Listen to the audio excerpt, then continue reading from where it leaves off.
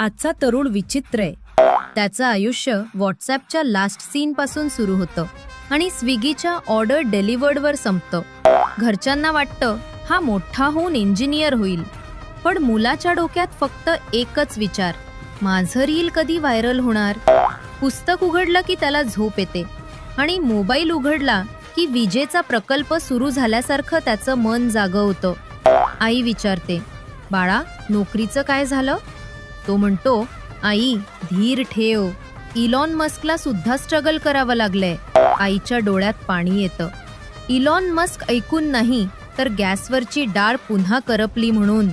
Coffee शॉपमध्ये मित्रांबरोबर तासन तास करिअर डिस्कशन चालतं, पण बिल भरायची वेळ आली की सगळे तत्वज्ञानात PhD करतायत असं वाटतं.